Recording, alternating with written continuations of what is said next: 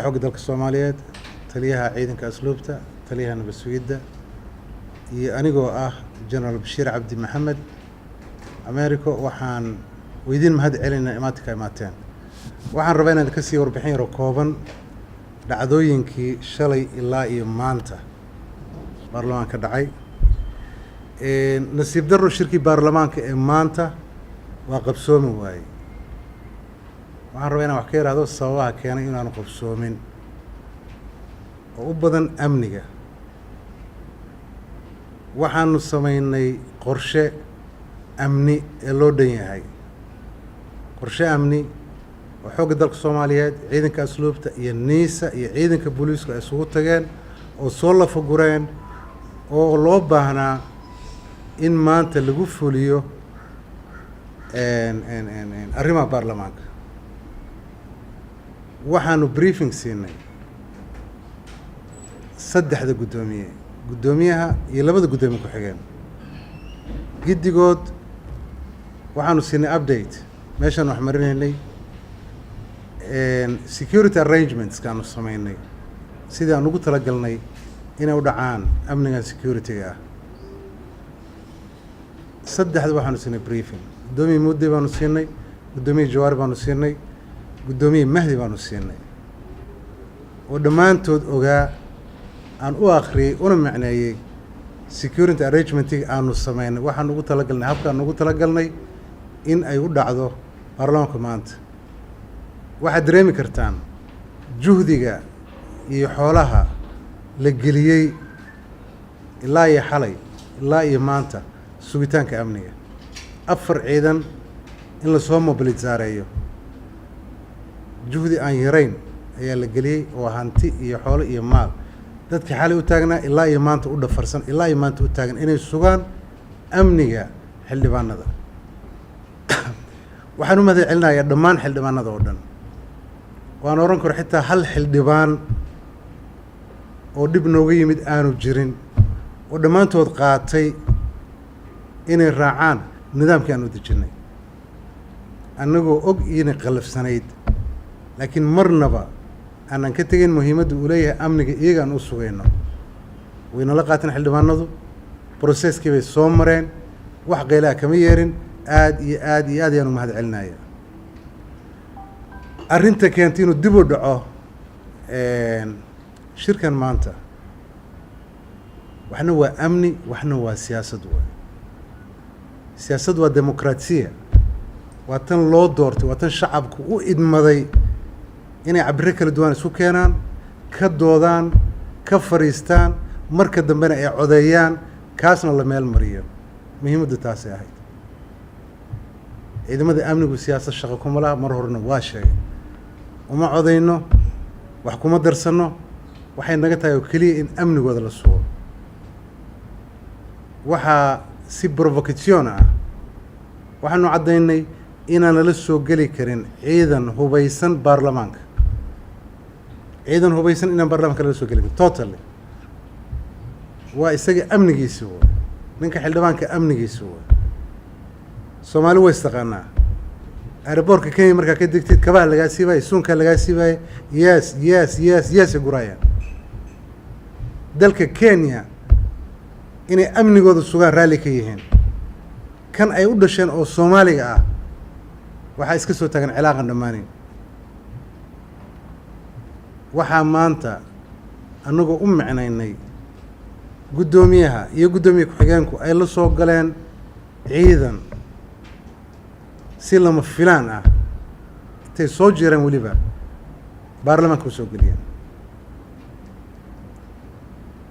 ciidankaas oo aan ahayn ciidan bodyguard ah xaqiiqi ciidanka 3 dabaq fuuli kara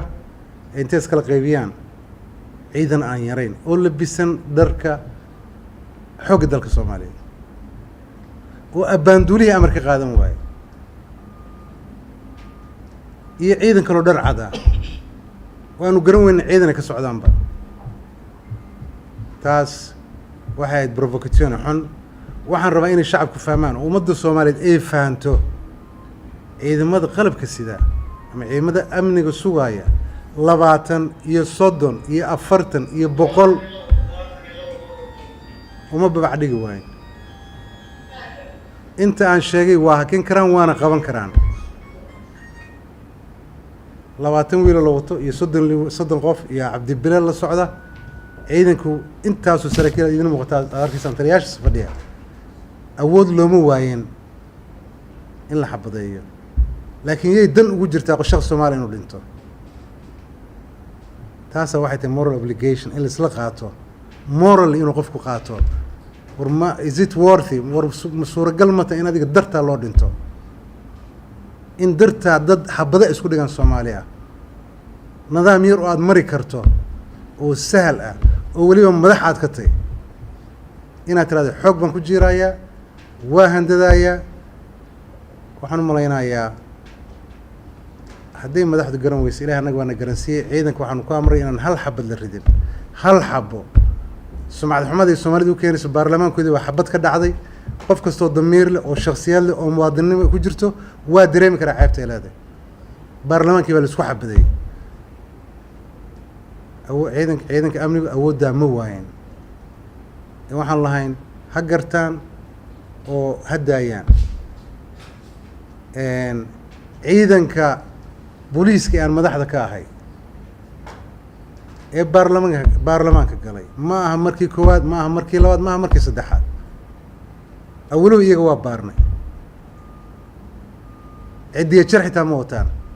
askari booliisa oo dharkii booliiska aan labisan haybadii ciidankan iyo dalkan labisan ciidankan ciidan qof iska leeyahay ma waa ciidanka booliiska Soomaaliyeed waa markii madaxweynayaasha la dooranay ciidan la dhexgay saas oo kale taa formality ilaalinaya anshaxa meeshaas oo wali baanu ballan qaadnay haddii amnigu wanaagsanaado inaanu bannaan ku saarayno dhammaantood guddoomiyaasha dhan ka ballan qaadnay saaka ugu dambaysaanu diyaar u ahayn aan waxaan lahayn guddoomiyaal saare ciidankan xabadaha wataas waa wadataan kuwiga xabad ma wataan waa booliis iyaga laftooda waa saarayna lama yeelin sharciga qof kasta oo muwaadin ah oo Soomaali ah waa ka sareeya waxaan jeclaan lahaa cidii shaki uga jira dastuurkana akhriyaan koodisha banaalaha inoo yar xeerka ciqaabtana akhriyaan xeerka habka ciqaabtana akhriyaan sharcigu waa kan ku wada dhaqanahay sharcigu waa kan ka sareeya in xiriiri inagoo dhan istigazione iyo provocazione oo dib ka imaanay ma la samayn karo waxaan idin sheegayaa xisaabta la way ummadda shacabka Soomaaliyeedna ay kula xisaabtamaan cidda dambiga iska leh cidda provocazione ay sameynaysa kula xisaabtamayaan waxaanu fiirin doonaa waan hadda idin sheegayaa legal implications ka yeelan karta arrintaas sharciga meesha ka soo galayso qofka inuu qaato hub provocation uu sameeyo waa baaraynaa ciidanka militariga ee meesha galay ee qabsaday daarta baarlamaanka oo dhan iyaga laftigooda ma ku badbaadayaan waxa loo maxkamadda loo geenayo